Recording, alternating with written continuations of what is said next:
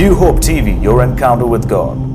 Price the Lord. Rehoboth media ಮಿನಿಸ್ಟ್ರಿಯ word of life ಎಂಬ ಕಾರ್ಯಕ್ರಮಕ್ಕೆ ಮತ್ತೊಂದು ದಿವಸ ನಾನು ಮತ್ತು ಚಲನ ಡಿಸ್ಕಷನ್ ಟಾಪಿಕ್ ಒಂದಿಗೆ ಪ್ರಕಟಣೆಯ ಕುರಿತಾಗಿ ನಾವು ಮಾತನಾಡ್ತಾ ಇದ್ದೀವಿ. ಯಾಕಂದರೆ ಬೈಬಲಲ್ಲಿ ಯಾವ ಒಂದು ಪುಸ್ತಕ ಓದಿದ್ರೂ ಸ್ವಲ್ಪ ಅಂಡರ್ಸ್ಟ್ಯಾಂಡಿಂಗ್ ಬರುತ್ತೆ. ದಾನಿಯೇಲ ಮತ್ತು ಈ ಪ್ರಕಟಣೆ ಈ ಎರಡು ಪುಸ್ತಕ ಸ್ವಲ್ಪ ಕನ್ಫ್ಯೂಸಿಂಗ್ ಆಗಿರುತ್ತೆ ಬೈಬಲಲ್ಲಿ. ಯಾಕಂದರೆ ಎರಡೂ ಸಿಮಿಲರ್ ಆಗಿ ಫ್ಯೂಚರ್ ಬಗ್ಗೆ ಮಾತಾಡುವಂಥದ್ದಾಗಿದೆ.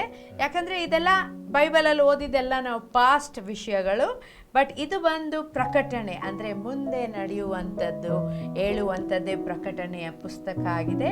ಸೊ ಇಂಟ್ರೊಡಕ್ಷನಲ್ಲಿ ನಾವು ಹೇಳಿದ್ವಿ, 1ನೇ ಅಧ್ಯಾಯ ಬಂದು ಇಂಟ್ರೊಡಕ್ಷನ್, 2, 3, 7 ಸಭೆಗಳ ಕುರಿತಾಗಿ, 4, 5 ಬಂದು ಪರಲೋಕದ ಆರಾಧನೆಯ ಕುರಿತಾಗಿ, 6ರಿಂದ 19 ಬಂದು ಮಹಾ ಉಪದ್ರವಗಳ ಬಗ್ಗೆ ಮಾತಾಡಿದ್ವಿ. 20ನೇ ಅಧ್ಯಾಯ ಬಂದು 1000 ವರ್ಷ ರೂಲ್ ಮಾಡೋದ್ರ ಬಗ್ಗೆ, ಯೇಸು ಸ್ವಾಮಿ ಲೋಕನ ರೂಲ್ ಮಾಡೋದ್ರ ಬಗ್ಗೆ ನಾವು ನೋಡ್ತಾ ಇದ್ದೀವಿ. 21 ಬಂದು judgment. So we are still ಅಲ್ಲೇ ಇದ್ದೀವಿ ನಾವು. ಸೊ 1000 ರೂಲ್ ಬಗ್ಗೆ ಮಾತಾಡಿದಾಗ ಯಾರ್ಯಾರು ಇರ್ತಾರೆ ಅಂತ ಸ್ವಲ್ಪ ಬ್ರೀಫಿಂಗ್ ಆಗಿ ನಾವು ಮಾತಾಡ್ತಾ ಇದ್ವಿ. ಸೊ ಅದರಲ್ಲಿ ಒಂದು ವಚನದ ಬಗ್ಗೆ ನಾವು ಮಾತಾಡಿದ್ವಿ ಅಲ್ಲಣ್ಣ. ಇಟ್ ವಾಸ್ ಜಡ್ಜ್ಮೆಂಟ್ ಬಂದಾಗ ಅಲ್ವಾ. 1 ಯೋಹಾನ 2ನೇ ಅಧ್ಯಾಯ 1ನೇ ವಚನ, ಅದ್ರ ಬಗ್ಗೆ ನೀವು ಎಕ್ಸ್ಪ್ಲೇನ್ ಮಾಡ್ತಾ ಇದ್ರಿ. ಇನ್ನೊಂದು ಸಾರಿ ಆ ವಾಕ್ಯನ ಓದ್ಬಿಟ್ಟು ಮತ್ತೆ ಇನ್ನೂ ಎಕ್ಸ್ಪ್ಲನೇಷನ್ ಮಾಡ್ರಿ. ಯಾಕಂದ್ರೆ ನನಗಲ್ಲೊಂದು ಡೌಟ್ ಇದೆ. ಇಲ್ಲಿ ನೀವು ಹೇಳಿದ್ರಿ ಯೇಸು ಸ್ವಾಮಿ ಪಾಪ ಮಾಡಬೇಡ ಅಂತ ಹೇಳ್ತಾ ಇದ್ದಾರೆ, ಪಾಪ ಮಾಡೋರ್ಗಾಗಿ ಅವರು ಅಲ್ಲಿ ಪ್ರಾರ್ಥನೆ ಮಾಡ್ತಾ ಇದ್ದಾರೆ ಅಂತ ನಾವು ಓದಿದ್ವಿ. 1 ಯೋಹಾನ 2ನೇ ಅಧ್ಯಾಯ 1 ಮತ್ತು 2ನೇ ವಚನ. ಬಟ್ ಆಗಿದ್ರೆ 1 John 1:9 ಇದೆಯಲ್ಲ, ಅಲ್ಲಿ ಹೇಳುತ್ತಲ್ಲ, if you have sinned when you confess your sin, he is just and faithful to forgive you. ಆ ವಾಕ್ಯ ಓದ್ತೀನಿ. If we confess hour sin, he is faithful and just to forgive us our sins and to cleanse us from all unrighteousness. If we say that we have not sinned, we make him liar and his word is not in us. So ಈ ವಾಕ್ಯ ಆಗಿದ ಕೂಡಲೇ ಆ ವಾಕ್ಯ ಬರೋದು, because ಬೈಬಲಲ್ಲೆಲ್ಲ sequence ಅಲ್ವಾ. So ಇದೇನು ವಾಕ್ಯ ಅದೇನು ವಾಕ್ಯ ನನಗೆ ಆ್ಯಕ್ಚುಲಿ ನನಗೂ ಅಲ್ಲ, ಇವನ್ ಜನರಿಗೂ ಕನ್ಫ್ಯೂಷನ್ ಆಗಿರ್ಬೋದು. So can you bit explain to us? ಸರಿ. 1ನೇ ಯೋಹಾನ 1:9 ಪಾಪ ಮಾಡುವಾಗ ಅರಿಕೆ ಮಾಡಬೇಕು. ಅರಿಕೆ ಮಾಡಿದಾಗ ಪಾಪ ಕ್ಷಮಾಪಣೆ. ಓಕೆ. ಆದರೆ 1ನೇ ಯೋಹಾನ 2:1 ಯಾರಾದರೂ ಪಾಪ ಮಾಡಿದ್ರೆ ಬರೀ ಅರಿಕೆ ಮಾಡಿದ್ದು ಸಾಕಾಗಲ್ಲ. ಯಾಕಂದ್ರೆ ಈಗ ಆಲ್ರೆಡಿ ಮಾಡಿಬಿಟ್ಟಿದ್ವಿ ಅರಿಕೆ. ಆದರೆ ಅರಿಕೆ ಮಾಡಿದ ಮೇಲೆ ಕೂಡ ಅದು ಪದೇ ಪದೇ ನೆನಪಿಗೆ ಬರ್ತಿರ್ತದೆ. ಅರಿಕೆ ಮಾಡಿದ್ರು ಕೂಡ ನೆನಪಿಗೆ ಬರ್ತಿರ್ತದೆ. ಅದು ಒಂದು. ಇನ್ನೊಂದು, ಅರಿಕೆ ಮಾಡಿದ ಮೇಲೆ ಕೂಡ ಮತ್ತೆ ಮತ್ತೆ ಪಾಪ ಮಾಡೋ ಸಾಧ್ಯತೆ ಕೂಡ ಇದೆ. ಸೊ ಅದು ಮಾಡಬಾರ್ದು ಅಂತ ಈ ವಾಕ್ಯ ಹೇಳ್ತಾ ಇದೆ. 1ನೇ ಯೋಹಾನ 2:1 ನನ್ನ ಪ್ರಿಯರಾದ ಮಕ್ಕಳೇ, ನೀವು ಪಾಪ ಮಾಡಬಾರ್ದಂತ ಹೇಳ್ಬಿಟ್ಟು ಈ ಮಾತುಗಳನ್ನು ನಾನು ಬರೀತಿದ್ದೇನೆ. ಯಾವನಾದರೂ ಪಾಪ ಮಾಡಿದ್ರೆ ಯಾಕಂದ್ರೆ ಸಾಧ್ಯತೆ ಇದೆ, ಮಾಡಿದ್ರೆ ತಂದೆಯ ಬಳಿಯಲ್ಲಿ ನೀತಿವಂತನಾದ ಯೇಸು ಕ್ರಿಸ್ತನೆಂಬ ಸಹಾಯಕನು ನಮಗಿದ್ದಾನೆ. ಸಹಾಯಕನು ಆ ವರ್ಡ್ ಕೆಲವು ಭಾಷಾಂತರದಲ್ಲಿ ವಕೀಲನು, ಅಡ್ವೊಕೇಟ್ ನಮಗಿದ್ದಾರೆ ಅಂತ ಹೇಳ್ಬಿಟ್ಟು. ಯಾಕಂತ ಹೇಳಿದ್ರೆ ನಾವು 1ನೇ ಯೋಹಾನ 1:9 ನಾವು ಪಾಪ ಮಾಡಿಬಿಟ್ಟು ಅರಿಕೆ ಮಾಡ್ತೀವಿ. ಅರಿಕೆ ಮಾಡಿದ ಮೇಲೆ ಪ್ರಾಬ್ಲಮ್ ಸಾಲ್ವ್ ಅಂತ ತಿಳ್ಕೊಂಡಿರ್ತೀವಿ. ಆದರೆ ಕೆಲವರಿಗೆ ಪ್ರಾಬ್ಲಮ್ ಸ್ಟಾರ್ಟ್ ಆಗಿರ್ತೈತೆ ಆವಾಗಲೇ. ಏನಂದರೆ ನಾನು ಅರಿಕೆ ಮಾಡಿದ ಮೇಲೆ ಕೂಡ ನನ್ನ ಮನಸ್ಸಾಕ್ಷಿ ಭಾಳ ಡಿಸ್ಟರ್ಬ್ ಆಗ್ತಾ ಇದೆಯಲ್ಲ ಅಂತ ಹೇಳ್ಬಿಟ್ಟು. ಯಾಕಂದರೆ ಈ ಬಗ್ಗೆ ನಮ್ಮ ದಾವಿದನ ಬಗ್ಗೆ ನೋಡುವಾಗ, ದಾವಿದನು ಕೀರ್ತನೆ 32ನೇ ಅಧ್ಯಾಯ, ಕೀರ್ತನೆ 51ನೇ ಅಧ್ಯಾಯ, ಈ 2 ಅಧ್ಯಾಯಗಳಲ್ಲಿ ಅವನೇನು ಹೇಳ್ತಾನೆ, ನನ್ನ ಪಾಪವು ಯಾವಾಗಲೂ ನನ್ನ ಕಣ್ಣು ಮುಂದೆನೇ ಇದೆ ಅಂತ ಹೇಳ್ತಾನೆ. ಆಮೇಲೆ ಪಾಪವನ್ನು ಅರಿಕೆ ಮಾಡದಿದ್ದಾಗ ನನಗೆ ಭಾಳ ಡಿಸ್ಟರ್ಬ್ ಆಗ್ತಿತ್ತು ಅಂತ ಹೇಳ್ತಾನೆ. ಆದರೆ ಅರಿಕೆ ಮಾಡಿದ ಮೇಲೆ ಕೂಡ ಡಿಸ್ಟರ್ಬ್ ಆಗುವಂಥವ್ರು ಇದ್ದಾರೆ. ಅದಕ್ಕೆ ಮೊದಲನೇ ಯೋಹಾನ 2:1 ಯೇಸು ಕ್ರಿಸ್ತನೆಂಬ ಸಹಾಯಕ ನಮಗಿದ್ದಾನೆ. ನಮ್ಗೆ ಲಾಯರ್ ಇದ್ದಾರೆ, ಅವ್ರು ಮಾತಾಡ್ತಾರೆ. ನೀವೇನು ಟೆನ್ಷನ್ ಮಾಡ್ಕೋಬೇಡ್ರಿ. ಲಾಯರು ಮಾತಾಡುವಾಗ ಯಾರು ಕೂಡ ಹೋಗಿ ಕೋರ್ಟ್ನಲ್ಲಿ ಇಲ್ಲ ಹೀಗೆ ಅಂತ ಹೇಳಲಿಕ್ಕೆ ಟ್ರೈ ಮಾಡಲ್ಲ. ಮಾಡಿದ್ರು ಕೂಡ ಆರ್ಡರ್ ಆರ್ಡರ್ ಆರ್ಡರ್ ಅಂದ್ಬಿಡ್ತಾರೆ. ಯಾಕಂದರೆ ಅದಕ್ಕಂತ ಅಪಾಯಿಂಟ್ ಆಗಿದ್ದಾರೆ ಲಾಯರ್, ಅವ್ರು ಹ್ಯಾಂಡಲ್ ಮಾಡ್ತಾರೆ. ಸೆಕ್ಷನ್ 307 ಸೆಕ್ಷನ್ 201A ಹಾಗೆಲ್ಲ ಅವರಿಗೆ ಲಾ ಕಲ್ತಿದ್ದಾರೆ. ಅವ್ರಿಗೆ ಗೊತ್ತಿರ್ತದೆ, ನಮಗೆ ಗೊತ್ತಿಲ್ಲ. ನಂಬರ್ ಅಷ್ಟೇ ನಮಗೆ ಗೊತ್ತಿರ್ಬೋದು. ಆದ ಕಾರಣ ಯೇಸು ಕ್ರಿಸ್ತನೆಂಬ ಸಹಾಯಕನು ಪರಲೋಕದಲ್ಲಿ ತಂದೆ ಮುಂದೆ ಆಗಲಿ, ತಂದೆ ಮುಂದೆ ರಾತ್ರಿ ಹಗಲು ಅಕ್ಯೂಸ್ ಮಾಡುವಂಥ ಸೈತಾನ್ ಮುಂದೆ ಆಗಲಿ, ಅಥವಾ ನಮ್ಮ ಮನಸ್ಸಾಕ್ಷಿಗಾಗಲಿ ಆತನೊಬ್ಬ ಆನ್ಸರ್ ಆಗಿದ್ದಾರೆ. ಅಂದರೆ ಮಾಡಿದರೆ ಪಾಪ ಮಾಡಿದರೆ ಆತನು ಲಾಯರ್ ಆಗಿ ನಮ್ಮ ಪರವಾಗಿ ಮಾತಾಡ್ತಾನೆ ಅನ್ನುವಂಥದ್ದು ಮೊದಲನೇ ಯೋಹಾನ 2. ಓಕೆ, ಅದು ಇದ್ದು ಪಾಪ ಮಾಡೋದಕ್ಕೆ ದೇವರು ನಮಗೆ, ಪಾಪ ಮಾಡಿದ್ರು ದೇವರು ನಮಗೆ ಸಹಾಯ ಮಾಡ್ತಾರೆ, ಮಾಡ್ದಿರಾ ಇರೋದಕ್ಕೆ. ಹೌದು. ಯಾಕೆ ಪಾಪ ಮಾಡ್ತಾರೆ ಅನ್ನುವಂಥದ್ದು, ಅಂದರೆ ಯೇಸು ಸ್ವಾಮಿ ನಂಬಿದ ಮೇಲೆ ಕೂಡ ಯಾಕೆ ಪಾಪ ಮಾಡ್ತಾರೆ ಎಂಬುದಕ್ಕೆ ಒಂದು ಕಾರಣ, ಭಾಳ ಕಾರಣಗಳಿದೆ, 7 ಕಾರಣ ಕೂಡ ಕೊಡ್ಬೋದು. ಒಂದು ಕಾರಣ ಏನಂದರೆ, ನಾವು ಮಗುವಾಗಿದ್ದೇವೆ, ಇನ್ನು ಚಿಕ್ಕ ಮಗುವಾಗಿದ್ದಾಗ ಬೀಳ್ತಾ ಇರ್ತೀವಿ. ಮಕ್ಕಳು ಬಿಡಿ ಅಣ್ಣ, ಅವ್ರು ಬೀಳ್ತಾರೆ ಹೇಳ್ತಾರೆ, ಅದು ಡಿಫ್ರೆಂಟ್. ದೊಡ್ಡವರಾದ್ಮೇಲೂ ಪಾಪ ಮಾಡಿದವ್ರು ಅವರಿಗೆ, ಅಂದರೆ ದೊಡ್ಡವರಾಗಿದ್ರು ಕೂಡ ಒಳಗೆ ಅವ್ರು ಚಿಕ್ಕವರೇ ಆಗಿರ್ತಾರೆ. ಅಂದರೆ ಅರ್ಥ ಅವರು, ಇದು ಇಂಪಾರ್ಟೆಂಟ್. ಕೊರಿಂಥದವರನ್ನ ತಗೊಳ್ಳೋಣ ಎಕ್ಸಾಂಪಲ್. ಅವರಿಗೆ ವರಗಳಿದ್ದು, ಅವರು ಸಭೆಯವರಾಗಿದ್ದರು. ಅರಿಸ್ಟಾಟಲ್ ಎಂಬಂಥ ಮಹಾಭಕ್ತನಂದರೆ ಮಹಾಜ್ಞಾನಿ ಅಂತ ಹೇಳ್ಬೋದು, ಆತನಲ್ಲಿದ್ದ. ಪ್ಲಾಟೋ, ಬೇರೆ ಬೇರೆ ಪ್ಲೂಟೋನು, ಬೇರೆ ಬೇರೆ ತತ್ವಜ್ಞಾನಿಗಳಲ್ಲಿದ್ದರು. ಆದರೆ ಅಂಥ ಕಡೆ ಇದ್ದಂಥ ಈ ಕೊರಿಂಥದವರು ಅವರು ಇನ್ನೂ ಎಳೆಗೂಸುಗಳಾಗಿದ್ರು, ಅಂದ್ರೆ ದೊಡ್ಡವರಾಗಿದ್ರು, ಅದರ ಒಳಗೆ ಇನ್ನೂ ಚಿಕ್ಕವರಾಗಿದ್ರು. ಓಕೆ, ನೀವು 7 ಜಡ್ಜ್ಮೆಂಟ್ ಬಗ್ಗೆ ಮಾತಾಡ್ತಾ ಇದ್ರಿ, ಅದರಲ್ಲಿ 2 ಹೇಳಿದ್ರಿ ಲಾಸ್ಟ್ ಎಪಿಸೋಡಲ್ಲಿ. ಒಂದು ಬಂದು ಏಂಜಲ್ಸ್ ಬಗ್ಗೆ, ಇನ್ನೊಂದು ಬಂದು ಸಿಟೀಸ್, ದೇಶಗಳ ಬಗ್ಗೆ. ಮೂರನೇದು ಬಂದು ಈ ವೈಟ್ ಥ್ರೋನ್ ಜಡ್ಜ್ಮೆಂಟ್ ಅಂತ ಹೇಳ್ಬಿಟ್ಟು, ಮಹಾ ಸಿಂಹಾಸನ ಅಂತ ಹೇಳ್ಬಿಟ್ಟು, ಗ್ರೇಟ್ ವೈಟ್ ಥ್ರೋನ್. ಅಂದ್ರೆ ಇದು ಫೈನಲ್, ಯಾರು ಜೀಸಸ್ ನ ಬಿಲೀವ್ ಮಾಡಿಲ್ಲ ಅಂತವರು ವೈಟ್ ಥ್ರೋನ್ ಜಡ್ಜ್ಮೆಂಟ್ ಅಂತ ನೀವು ಹೇಳಿದ್ರಿ. Okay, that is the third. What is fourth? ಅಂದ್ರೆ 4ನೇ ಜಡ್ಜ್ಮೆಂಟ್ ನೋಡಿದ್ರೆ ಮೊದಲು. ಆದ್ರೆ ಇನ್ನೊಂದು ಡೌಟ್ ಅಣ್ಣ ಇದರಲ್ಲಿ. ಆದ್ರೆ ದೇವ್ರ ವಾಕ್ಯ ಹೇಳುತ್ತಲ್ಲ, John 3:16, God so loved the world that he gave his one and only son, that none shall perish but all should have eternal life. ಅಂದ್ರೆ ಯಾರು ನಾಶ ಆಗಬಾರ್ದು, ಎಲ್ಲ ನಿತ್ಯ ಜೀವ ಪಡಿಬೇಕು. But then who are these people? ಯಾಕಂದ್ರೆ ದೇವ್ರು ಸತ್ತಿದ್ದ ರೀಸನ್ನೇ ಅದೇ, ಯಾರು ನಾಶ ಆಗಬಾರ್ದಂತ. ಕರೆಕ್ಟ್. ಈಗ ಲೋಕದಲ್ಲಿ ಒಂದು ಎಕ್ಸಾಂಪಲ್ ಹೇಳ್ತೀನಿ. 1,000 ಕೋಟಿ ಜನರು ಅಥವಾ 10,000 ಕೋಟಿ ಜನರು ಇದ್ದಾರೆ ಅಂತ ಇಟ್ಕೊಳ್ಳೋಣ, ಒಂದು ಎಕ್ಸಾಂಪಲ್ ಇದೆ ಅಷ್ಟೇ. ಈಗ ಇಡೀ ಲೋಕದಲ್ಲಿ 10,000 ಕೋಟಿ ಜನರು ಇದ್ದಾರೆ ಅಂತ ಹೇಳುವಾಗ, ದೇವರು ಲೋಕದ ಮೇಲೆ ಪ್ರೀತಿಯನ್ನಿಟ್ಟು, ಲೋಕದ ಮೇಲೆ ಅಂದರೆ 10,000 ಕೋಟಿ ಜನರು ಇರುವಂಥ ಲೋಕದ ಮೇಲೆ ಪ್ರೀತಿಯನ್ನಿಟ್ಟು ತನ್ನ ಒಬ್ಬನೇ ಮಗನನ್ನು ಕೊಟ್ಟನು. ಆದರೆ ಆ ಮಗನನ್ನು ನಂಬುವ 10,000 ಕೋಟಿಯಲ್ಲಿ ಒಬ್ಬರೂ ನಾಶ ಆಗಬಾರ್ದಂತ ಆತನ ಆಸೆ. ಆದರೆ ಎಲ್ಲರೂ ಕೂಡ ರಕ್ಷಣೆ ಹೊಂದೋದಿಲ್ಲ. ಅದರಲ್ಲಿ ಏನೋ 1%, 2% ಅಷ್ಟೇ ಯೇಸು ಸ್ವಾಮಿಯನ್ನು, ಅಂದರೆ ದೇವರು ಕೊಟ್ಟಂಥ ಆತನ ಮಗನನ್ನು ಸ್ವೀಕಾರ ಮಾಡುವಂಥವರು, ನಂಬುವವರು ಬಹಳ ಕೆಲವರು. ಆದ್ರೆ ಇನ್ನೊಂದು ಅದೇ ವಾಕ್ಯ ನೀವು ಹೇಳುವಾಗ ಇನ್ನೊಂದು ವಾಕ್ಯ ನನಗೆ ನೆನಪು ಬರುತ್ತೆ. Until and unless the Lord draws you near, you cannot come near. ಏನಿದ್ರ ಅರ್ಥ? ಅಂದ್ರೆ ತಂದೆ, ಆ ವಾಕ್ಯ ಕನ್ನಡದಲ್ಲಿ ಹೇಳಿ ಅಣ್ಣ. ಆ ವಾಕ್ಯ ಬಂದು ಮೋಸ್ಟ್ಲಿ ಯೋಹಾನ, ಯಾಕಂದ್ರೆ John 3:16 ಮತ್ತೆ ಈ ವಾಕ್ಯ, there is interconnection ಅಲ್ವಾ? So that's the reason I'm bringing that up. ಸರಿ. ಈಗ ಯೋಹಾನ 6ನೇ ಅಧ್ಯಾಯ ಮತ್ತು 44ನೇ ವಚನ. 6:44 ಇದೆ ಅಲ್ವಾ ನೀವು ಹೇಳಿದ್ದು ಈಗ?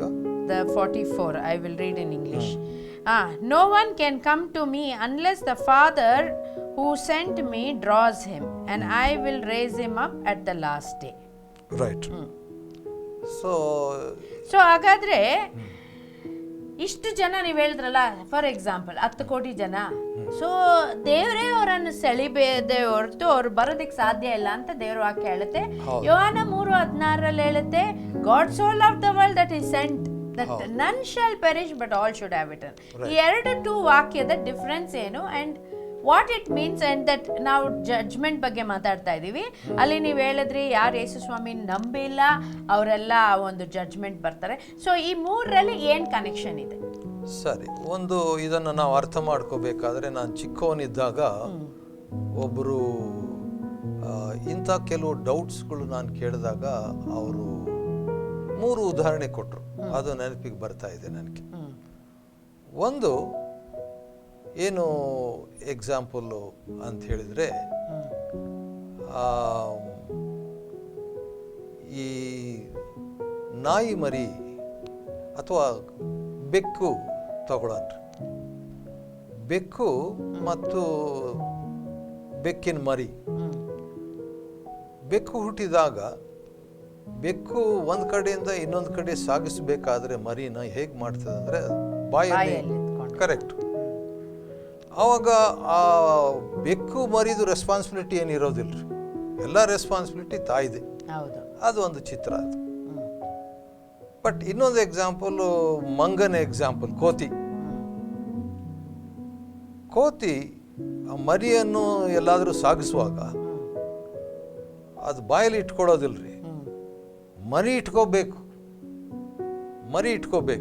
ಕೆಲವು ಸಾರಿ ಭಾಳ ಜಂಪ್ನು ಮಾಡ್ತಾ ಇರ್ತೈತೆ, ಆದರೆ ಮರಿ ಭಾಳ ಗಟ್ಟಿಗೆ ಇಟ್ಕೊಂಡಿರ್ಬೇಕು.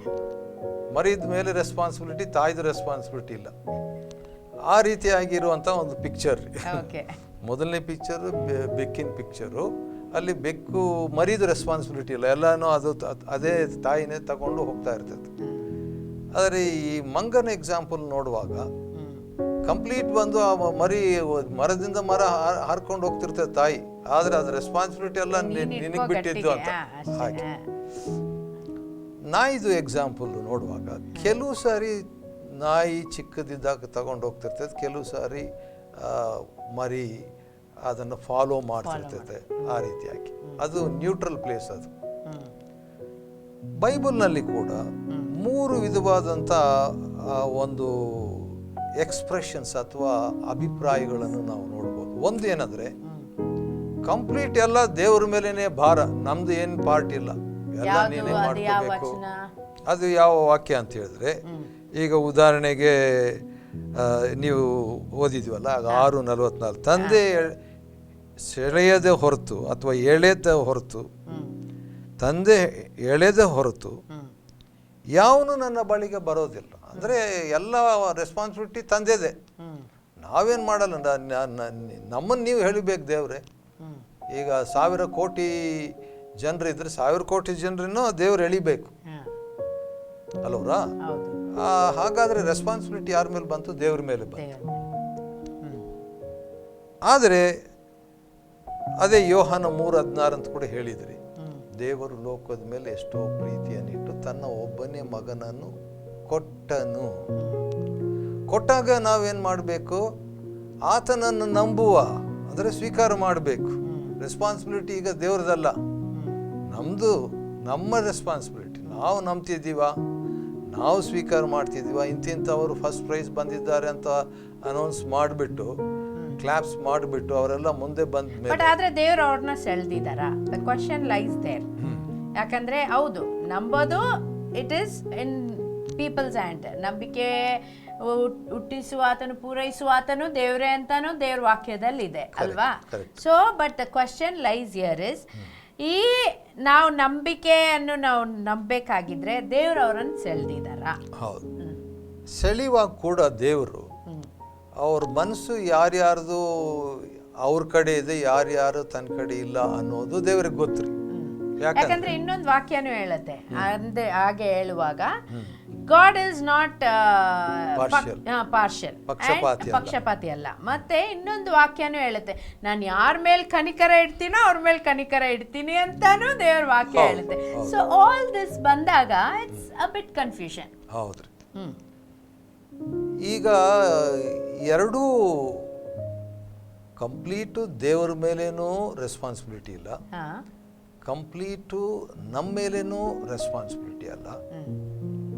ಇನ್ ಬಿಟ್ವೀನ್ ಅಂದರೆ ಯಾವ ರೀತಿಯಾಗಿ ಕೋತಿ ಜಂಪ್ ಮಾಡುವಾಗ ಕಂಪ್ಲೀಟ್ ಬಂದು ಮರಿ ಮೇಲೆ ರೆಸ್ಪಾನ್ಸಿಬಿಲಿಟಿ, ಅಥವಾ ಬೆಕ್ಕು ತಾಯಿ ಮೇಲೆ ರೆಸ್ಪಾನ್ಸಿಬಿಲಿಟಿ, ಮರಿದು ರೆಸ್ಪಾನ್ಸಿಬಿಲಿಟಿ ಇಲ್ಲ, ಆ ರೀತಿ ಅಲ್ಲ. ಇದರಲ್ಲಿ ಬೈಬಲ್ನಲ್ಲಿ ನೋಡುವಾಗ ದೇವರ ಪಾರ್ಟು ಇದೆ, ಮನುಷ್ಯನ ಪಾರ್ಟು ಇದೆ.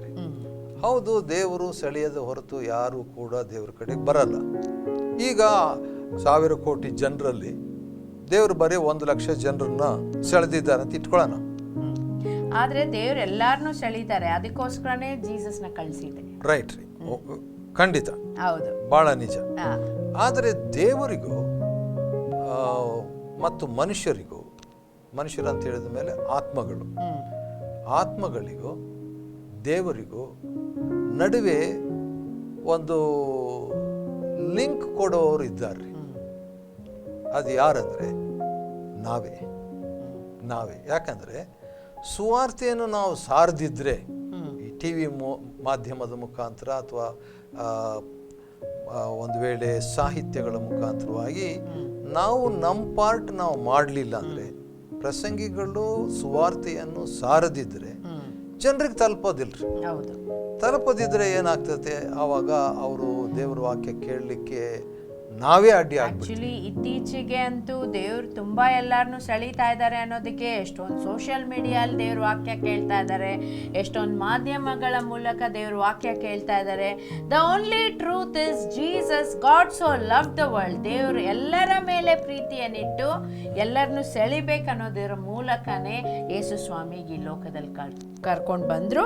But what I am talking here is what is that 1000 ಅಂದರೆ ಇಷ್ಟೆಲ್ಲ ಆದ್ರೂ ಅವರು ದೇವ್ರನ್ನ ನಿರಾಕಾರ ಮಾಡಿ, ಸ್ವೀಕಾರ ಮಾಡದೆ ನಿರಾಕಾರ ಮಾಡಿ ಅಂಥವ್ರು ಆ ಜಡ್ಜ್ಮೆಂಟ್ ಅಲ್ಲಿ ಬರ್ತಾರೆ. ಅದ್ರ ಬಗ್ಗೆ ಮಾತಾಡ್ತಾ ಇದ್ದೀವಿ ಅಲ್ವಾ? ಯಾಕಂದ್ರೆ ಜನರಿಗೆ ಫ್ರೀ ವಿಲ್ ಅಂತಿದೆ, ಆ ಸ್ವತಂತ್ರ ಚಿತ್ತ ಇದೆ.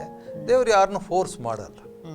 ಈಗ ದೇವರು ಎಳಿತಾ ಇದ್ರು ಕೂಡ ಕೆಲವರು ರೆಸ್ಪಾನ್ಸ್ ಕೊಡಲ್ಲ ಅನ್ನುವಂಥವ್ರು ಇರ್ತಾರೆ. ನನಗೆ ಪಾಪನೇ ಇಷ್ಟ, ನನಗೆ ಲೋಕನೇ ಇಷ್ಟ, ನಾನು ಬರಲ್ಲ, ಈಗ ಬರಲ್ಲ, ಆಮೇಲೆ ಬರ್ತೀನಿ, ಆ ರೀತಿಯಾಗಿರೋರು ಇದ್ದಾರೆ. ಹೌದು. ಸೊ ಓಕೆ, ಸೊ ಅದ್ರ ಬಗ್ಗೆ ನಾವು ಮಾತಾಡಿದ್ವಿ.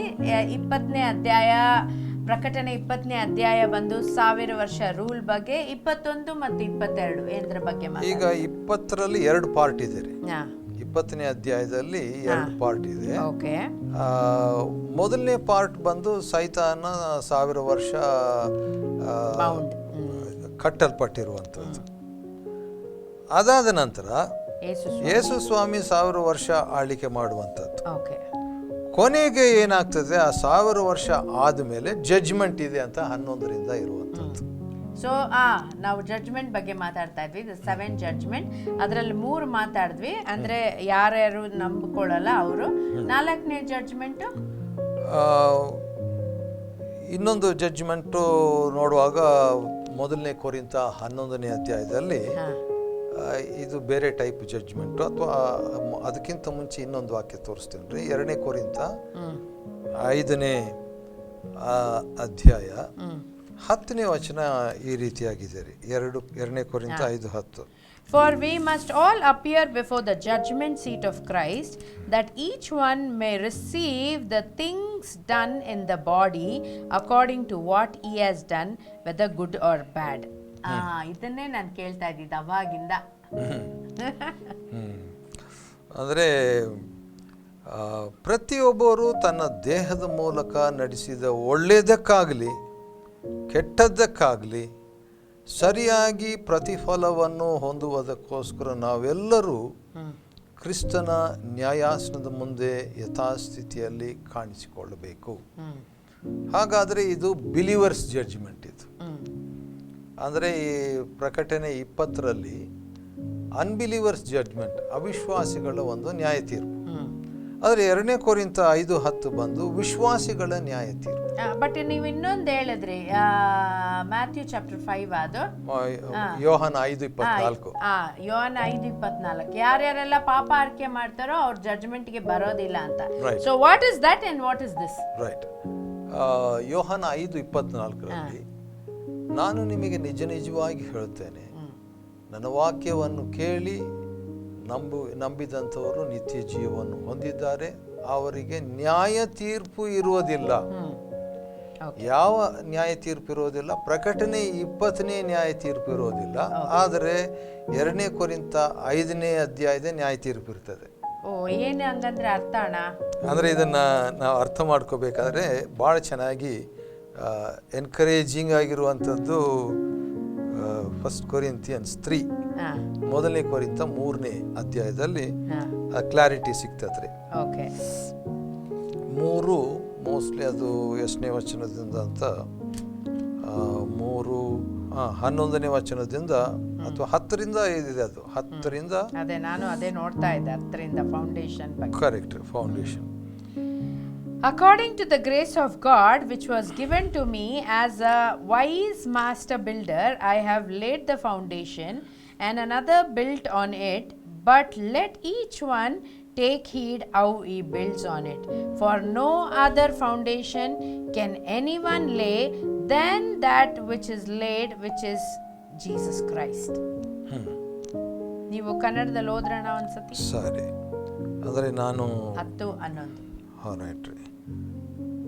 ದೇವರು ನನಗೆ ಕೃಪೆಯಿಂದ ಒಪ್ಪಿಸಿದ ಕೆಲಸವನ್ನು ನಡೆಸಿ ನಾನು ಪ್ರವೀಣ ಶಿಲ್ಪಿಯಂತೆ ಅಸ್ತಿವಾರ ಹಾಕಿದ್ದೇನೆ, ಮತ್ತೊಬ್ಬನು ಅದರ ಮೇಲೆ ಕಟ್ಟುತ್ತಾನೆ, ಪ್ರತಿಯೊಬ್ಬನೂ ತಾನು ಅದರ ಮೇಲೆ ಎಂಥದನ್ನು ಕಟ್ಟುತ್ತಾನೋ ಎಚ್ಚರಿಕೆಯಾಗಿರಬೇಕು.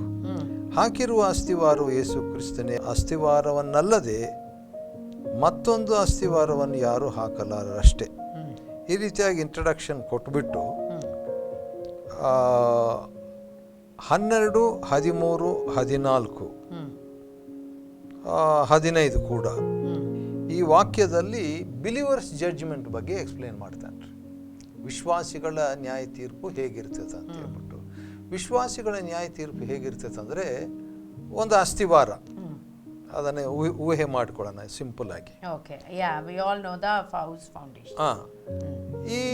ಈಗ ಆ ಫೌಂಡೇಶನ್ ಬಂದು ಯೇಸು ಸ್ವಾಮಿ, ಅಂದರೆ ಯೇಸು ಸ್ವಾಮಿಯನ್ನು ನಂಬಿದಂಥವ್ರು ವಿಶ್ವಾಸಿ. ಯೇಸು ಸ್ವಾಮಿಯನ್ನು ನಂಬಿಟ್ಟು 6 ವಿಧವಾದ ಮನೆ ಕಟ್ಬೋದಂತೆ. 6 ಟೈಪ್ ಆಫ್ ಬಿಲೀವರ್ಸ್ನ ಇಲ್ಲಿ ನೋಡ್ತೀವಿ. 6 ವಿಧವಾದ ವಿಶ್ವಾಸಿಗಳು. ಯಾಕಂದರೆ according to the materials they use, ಯಾವ್ಯಾವ ವಸ್ತುಗಳನ್ನು ಯೂಸ್ ಮಾಡಿ, ಈಗ ನಾವು ಸಿಮೆಂಟು ಅಥವಾ ಕಲ್ಲು, ಹಾಲೋ ಬ್ಲಾಕು, ಇಟ್ಟಿಗೆ, ಕಲ್ಲು ತಗೊಂಡು ಕೂಡ ಕಟ್ತಾರೆ, ಆ ರೀತಿಯಾಗಿದೆ ಅಲ್ವಾ. ಹಾಗೆ ಇಲ್ಲಿ 6 ಟೈಪ್ಸ್ ಆಫ್ ಮನೆಗಳನ್ನು ವಿಶ್ವಾಸಿಗಳು ಕಟ್ಟಬಹುದಂತೆ. ಯಾವುದು? ಮೊದಲನೇದು ಗೋಲ್ಡ್, ಸಿಲ್ವರ್, ಪ್ರೆಷಸ್ ಸ್ಟೋನ್ಸ್. ಹೌದ್ರಿ, ಚಿನ್ನ, ಗೋಲ್ಡ್ ಹೌಸ್ ಅಂದರೆ ಗೋಲ್ಡನ್ ಬಿಲೀವರ್. ಬೆಳ್ಳಿಯಿಂದ ಕಟ್ಟುವಂಥ ಮನೆ. ಫೌಂಡೇಶನ್ ಬಂದು ಸೇಮೇ ಯೇಸು ಸ್ವಾಮಿನೇ. ಆ ಫೌಂಡೇಶನ್ ಯೇಸು ಸ್ವಾಮಿನ ಇಟ್ಕೊಂಡು ಬೆಳ್ಳಿ ಮನೆ ಕಟ್ತಾರಂತೆ, ಸಿಲ್ವರ್ ಬಿಲೀವರ್. ಆಮೇಲೆ ರತ್ನ, ಪ್ರೆಷಸ್ ಸ್ಟೋನ್ ಬಿಲೀವರ್. ಇದು 3 ಏನಾಗ್ತದೆ, ಒಳ್ಳೆ ಗುಡ್ ಸೆಲೆಕ್ಷನ್, ಒಳ್ಳೆ ಬಿಲೀವರ್ಸ್.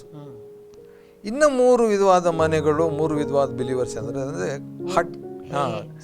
ಕಟ್ಟಿಗೆ ಬಿಲೀವರು, ಹುಲ್ಲಿನ ಮನೆ ಕಟ್ಟಿದ ಬಿಲೀವರು. ಅದು ಯೇಸು ಸ್ವಾಮಿ ಫೌಂಡೇಶನ್ ಇಟ್ಕೊಂಡೆ ಕಟ್ತಾ ಇರ್ತಾರೆ. ಆಪು ಇದನ್ನು ಕಟ್ತಾರೆ. ಇವೆಲ್ಲ ಕಟ್ಟಿದ ಮೇಲೆ ಏನಾಗ್ಬಿಡ್ತದೆ, ಯೇಸು ಸ್ವಾಮಿ ಬರುವಾಗ 13ನೇ ವಚನದಲ್ಲಿ ಅವನವನು ಎಂಥ ಮನೆ ಕಟ್ಟಿದ್ದಾನೆ ಬಿಲೀವರ್ ಅಂತ ಒಂದು ಟೆಸ್ಟ್ ಬರ್ತದಂತ್ರಿ. ಆ ಟೆಸ್ಟ್ ಏನಂದ್ರೆ ಬೆಂಕಿ ಇದು ಅಂದರೆ ಆತ್ಮಿಕ ಬೆಂಕಿ. ಇದನ್ನು ಅಕ್ಷರಿಕ ಅಲ್ಲ. ಆ ಬೆಂಕಿ ಹತ್ತಿಸಿದಾಗ ಯಾವ ಮನೆಗಳು ಇರ್ತವೆ, ಯಾವ ಮನೆ ಇಲ್ಲದೆ ಹೋಗ್ತದೆ. ಮೊದಲಿನ 3 ಮನೆಗಳು ಇರ್ತವೆ, ಲಾಸ್ಟ್ 3 ಮನೆಗಳು ಇರೋದಿಲ್ಲ, ಸುಟ್ಟು ಹೋಗ್ತದೆ. ಹಾಗಾದರೆ ಬಿಲೀವರ್ಸು ಏನಾದರೂ ಕಟ್ಟಿದ್ರು ಕೂಡ, ಸೇವೆ ಮಾಡಿದ್ರು ಕೂಡ, ನಂಬಿದ್ರು ಕೂಡ, ಪ್ರೇಯರ್ ಮಾಡಿದ್ರು ಕೂಡ ಅವೆಲ್ಲ ವೇಸ್ಟ್ ಆಗುತ್ತೆ. ಕೆಲವು ಬಿಲೀವರ್ಸ್ಗೆ ಅವ್ರು ಪ್ರೇಯರ್ ಮಾಡಿದ್ರು, ಕೆಲಸ ಮಾಡಿದ್ರು, ಸೇವೆ ಮಾಡಿದ್ರು, ವೇಸ್ಟ್ ಆಗಲ್ಲ. ಹಾಗಾದರೆ 2 type of believers, 6 type of ಬಿಲೀವರ್ಸ್ನ 2 ಟೈಪ್ ತಂದೆ ನಾನೀಗ. ಈಗ ಯಾಕೆ ಇದು ಸುಟ್ಟು ಹೋಗ್ಬಿಡ್ತು? ಅವ್ರು ಕಟ್ಟಿದ ಮನೆ 10 ವರ್ಷ, 20 ವರ್ಷ, 30 ವರ್ಷ ಯೇಸು ಸ್ವಾಮಿ ನಂಬಿ ಕಟ್ಟಿದ್ರು. ಆದರೂ ಜಡ್ಜ್ಮೆಂಟ್ ದಿವಸ ಏನಾಗ್ತೈತೆ, ಬಿಲೀವರ್ಸ್ ಜಡ್ಜ್ಮೆಂಟ್ನಲ್ಲಿ ಅವ್ರು ಮಾಡಿದಂಥ ಇದೆಲ್ಲ ಕೆಟ್ಟೋಯ್ತು, ಸುಟ್ಟೋಯ್ತು ಅಂತ ಹೇಳ್ತಾರೆ. ಯಾಕೆ ಸುಟ್ಟೋಯ್ತು ಅಂದರೆ ಅವರು ಮಾಡಿದ ಕೆಲಸ ಉದ್ದೇಶ ಸರಿ ಇರಲಿಲ್ಲ. ಪ್ರೇಯರ್ ಮಾಡಿದ್ರು, ಕ್ಷಮೆ ಕೇಳಿದ್ರು, ಉದ್ದೇಶ ಕ್ಷಮೆ ಕೇಳಿದ್ರು, ಪ್ರೇಯರ್ ಮಾಡಿದ್ರು, ಆದರೆ ಉದ್ದೇಶ ಚೆನ್ನಾಗಿರಲಿಲ್ಲ. ನಾವು ಮೊನ್ನೆ ನೋಡಿದ್ವಿ ಹೋದ ಎಪಿಸೋಡ್ನಲ್ಲಿ, ಸಿಮೋನ್ ಅಂತ ಒಬ್ಬ ಬಿಲೀವರು, ಅವನು ನಂಬಿದ್ದ, ಬ್ಯಾಪ್ಟಿಸಮ್ನು ತಕ್ಕೊಂಡ, ದುಡ್ಡು ಕೊಡ್ತೀನಿ ಹೋಲಿ ಸ್ಪಿರಿಟ್ ಕೊಡು ಅಂತ ಹೇಳ್ದ. ಸೊ ಅವರ ಹಾರ್ಟ್ ಸರಿಗಿರಲಿಲ್ಲ. ಆ ರೀತಿಯಾಗಿ ಭಾಳ ಸಿಮೋನ್ಗಳು ಇದ್ದಾರೆ. ಟೈಮ್ ಆಯ್ತು ಅಂತ ಕಾಣ್ತದೆ.